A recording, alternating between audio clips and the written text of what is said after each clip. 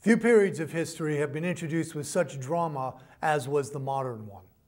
Whether historians date its emergence in 1789 or 1815, the beginning of the French Revolution or the end of the Napoleonic era, they are in agreement that the 2 decades in which France upset the old European political and social order comprised a uniquely turbulent time that forms a major turning point in world history.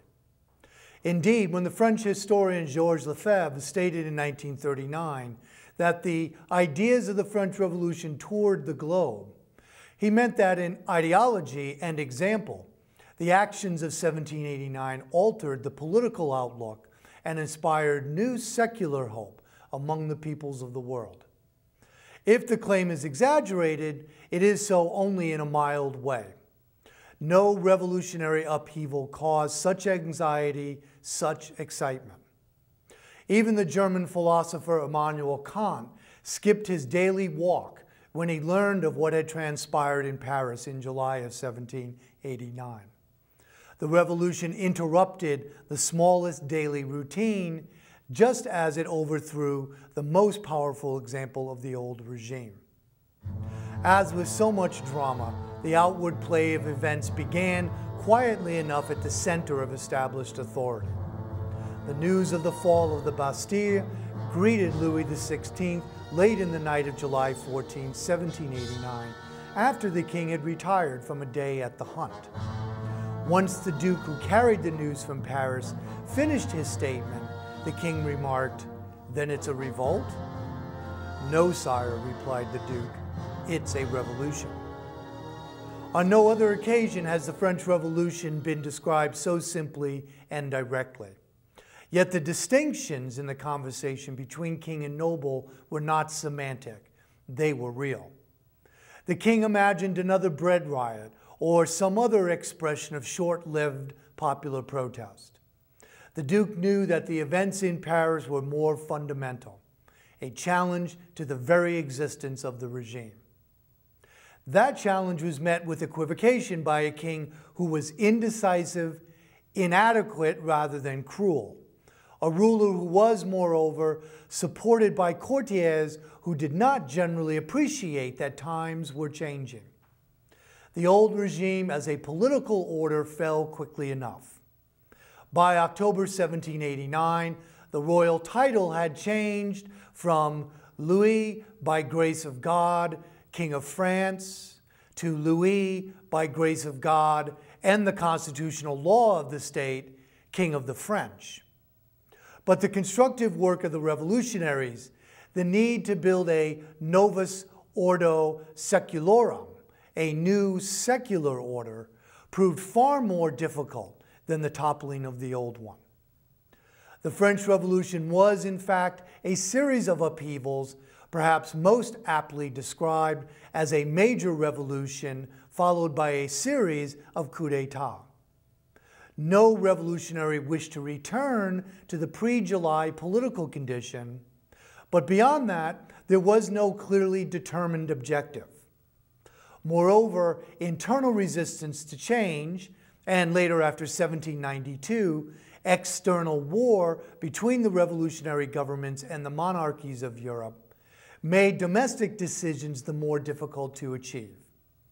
Thus, French government between 1789 and 1799 followed the sweep of a pendulum, going from absolutism in 1789 to constitutional monarchy in 1790, on to radical republicanism in 1792 to 1794, with the terror as the most dreadful aspect, then back to a middle position with the Directory of 1795 to 1799, And finally on to the right with Napoleon, first consul in 1799 and emperor in 1804.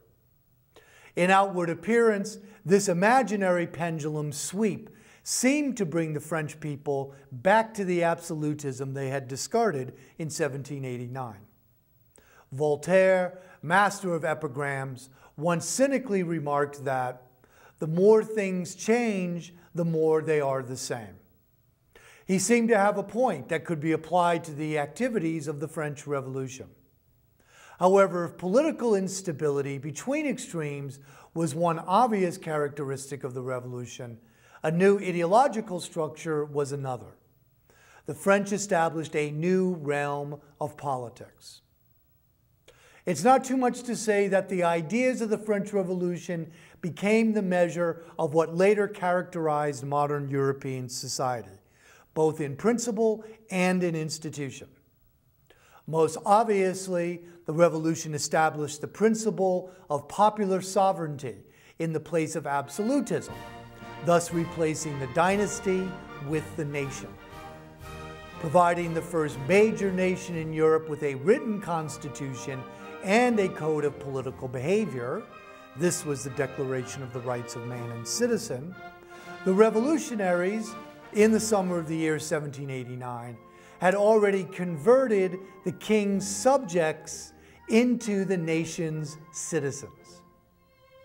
Representative parliamentary government now rested on the principle that the people's needs, not the king's will or whims, would direct the affairs of the state. What the 18th century French political theorist Jean-Jacques Rousseau called civic virtue, the right and responsibility of the citizen to participate in the affairs of the state, was most obviously recognized in the vote. Universal manhood suffrage first appeared in 1792, but it did not become a permanent feature of French political life until 1848. On a grander scale, the effect of revolutionary credo and action was to make the nation the major social unit. Previously, the loyalty of the subject was to his king, of the countryman to his province. That there was a nation, a community of like-minded citizens, motivated by common ideals and remembering a common past to which individual loyalty should be primarily directed, was a concept the French Revolution sharply outlined, if it did not originate. Again, during the revolutionary decade, the notions of a nation in arms, of the motherland in danger, were popularized, with the citizen army and the concept of the draft reinforcing the authority of the state and preparing the way for modern warfare. The defense of the sacred soil of the homeland became a primary duty of the citizen, and that homeland took on fixed frontiers within which the national community lived, separated from its neighbors.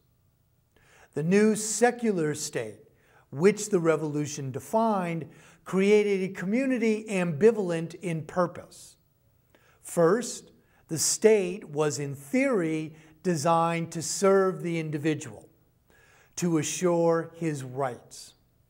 Second, the individual was to serve the state, to defend it, uphold its ideals.